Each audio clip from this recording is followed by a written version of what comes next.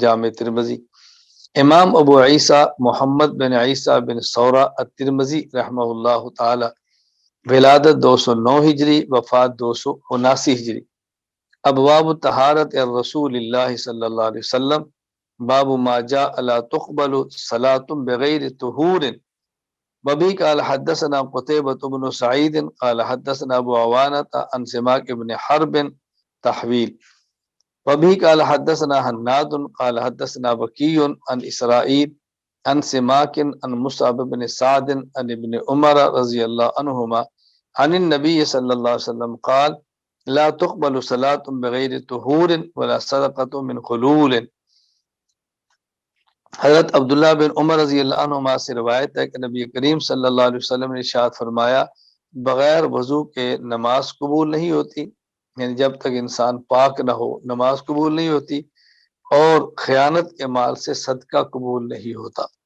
یہاں حضرت امام ترمذی رحمۃ اللہ علیہ طہارت کے حوالے سے حدیث لائے ہیں اور دو مسئلے بیان فرمائے، ایک کا تعلق طہارت کے ساتھ ہے، ایک کا تعلق مال کے ساتھ ہے۔ مکمل حدیث چونکہ بیان فرمائی تو دونوں مسئلے آگے، وگرنہ اس عنوان سے تعلق تو اسی کا ہے کہ جب تک آدمی کا وضو نہ ہو، ظاہر غسل ہونا تو ضروری ہے، غسل نہ ہو وضو کر بھی لے تو وضو ہوتا ہی نہیں، اس لیے بات کہنے کی ضرورت نہیں ہے کہ غسل بھی ہو۔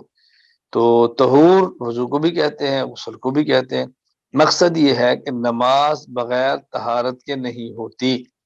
جو حکم نماز کا ہے یہی حکم نماز جنازہ کا ہے، اور یہی حکم سجدہ تلاوت وغیرہ کا بھی ہے کہ وہاں بھی مکمل طہارت ہونا ضروری ہے، وگرنہ نماز جنازہ بھی نہیں ہوگی، اور اگر بغیر وضو کے سجدہ تلاوت کے تو وہ بھی ادا نہیں ہوگا۔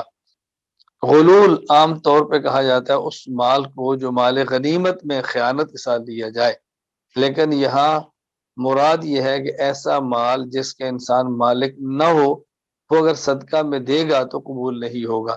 مال غنیمت سے خیانت سے لے لیا، کہیں آدمی نے سود کا مال لے لیا، کہیں آدمی نے چوری لے لی، کسی کا حق تلفی کر لی، تو ایسے مال سے صدقہ کیسے ہوگا؟ صدقے کے لیے ضروری ہے کہ انسان ایسا مال دے کہ جس مال کا انسان خود مالک ہو۔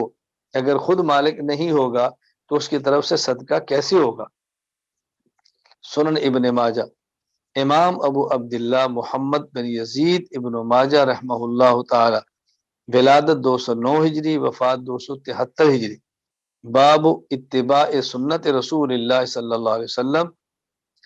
وبه قال حدثنا ابو بکر بن ابی شیبہ قال حدثنا شریک عن الاعمش عن ابی صالح عن ابی ہریرہ رضی اللہ تعالی عنہ قال قال رسول اللہ صلی اللہ علیہ وسلم ما امرتکم به فخذوه وما نهیتکم عنہ فانتہوا۔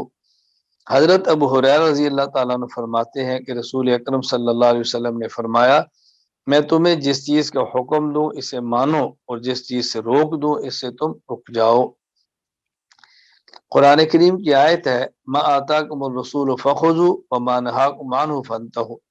یہاں بتایا کہ دین نام ہے اتباع سنت کا، اور دین میں بنیادی چیزیں دو ہیں، نمبر ایک خیر کو حاصل کرنا، نمبر دو شر سے بچنا۔ یہ ہے دین۔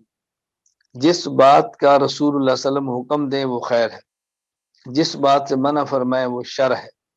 خیر کو اوامر کہتے ہیں، مامورات کہتے ہیں، شر کو نواہی کہتے ہیں، منہیات کہتے ہیں۔ شر بڑے سے بڑا ہو، کفر، شرک اور نفاق، یا چھوٹے سے چھوٹا ہو، گناہ صغیرہ، وہ شر ہے۔ خیر بڑی سے بڑی ہو جیسے عقیدہ توحید، اور خیر چھوٹی سے چھوٹی ہو، عام صدقہ، کسی کو مسکرا کر دیکھ لینا، یہ بھی خیر ہے۔ تو خیر چھوٹی سے چھوٹی ہو اس کو حاصل کرنا چاہیے۔ خیر کو چھوٹا سمجھ کر حاصل نہ کرنا یہ بہت بڑی غلطی ہے، اور شر کو چھوٹا سمجھ کر لے لینا کہ یہ معمولی نقصان دہ چیز ہے، یہ بھی بہت بڑی غلطی ہے۔ قرآن کریم میں اللہ تعالیٰ فرماتے فَمَن يَعْمَلْ مِثْقَالَ ذَرَّةٍ خَيْرًا يَرَهُ وَمَن يَعْمَلْ مِثْقَالَ ذَرَّةٍ شَرًّا يَرَهُ۔ انسان چھوٹی سے چھوٹی نیکی حاصل کرے اس کا اجر بھی ملے گا، چھوٹے سے چھوٹا گناہ کرے اس کی سزا بھی ملے گی۔ علماء کرام کے ذمے ہے کہ لوگوں کو خیر بھی بتائیں اور شر بھی بتائیں۔ خیر بتائیں تاکہ اس کو حاصل کریں، اور شر بتائیں تاکہ اس سے بچیں۔ جب ہم نے بتانا ہے کہ مسجد جاؤ تو یہ بتانا ہے کہ سینما نہ جاؤ، جب ہم نے بتانا ہے نکاح کرو تو بتانا ہے زنا نہ کرو، جب بتانا ہے بکرے کا گوشت کھاؤ تو بتانا ہے کہ خنزیر کا نہ کھاؤ، اور جب ہم نے بتانا ہے تجارت کرو تو بتانا ہے ابھی سود سے بچو اعمال میں۔ اسی طرح قائد میں جب بتانا ہے توحید اختیار کرو تو بتانا ہے شرک سے بچو، سنت اختیار کرو بدعت سے بچو، ہدایت پر آ جاؤ ضلالت اور گمراہی سے بچو۔ تو یہ دونوں پہلے علماء کرام کو سمجھانے ہیں اور سمجھانے چاہیے۔ جس طرح ایک حکیم اپنے مریض کو دو چیزیں بتاتا ہے کہ یہ تمہاری دوا اور غذا ہے اور یہ تمہارا پرہیز ہے، تو دعا کو لینا ہے، غذا کو لینا ہے، اور جس سے بچنا ہے وہ بھی بتاتا ہے۔ تو جس طرح بہترین حکیم ہوتا ہے کہ جو دوا اور غذا بتائے اور پرہیز کر کے مضر چیزوں سے بچائے، اسی طرح بہترین عالم وہی ہے کہ جو روحانیت کی غذا اور دوا بتائے اور جس سے بچنا ہے پرہیز وہ بھی ان کو بتائے۔ آپ چونکہ علماء ہیں تو دونوں چیزوں کا اہتمام فرمائیں۔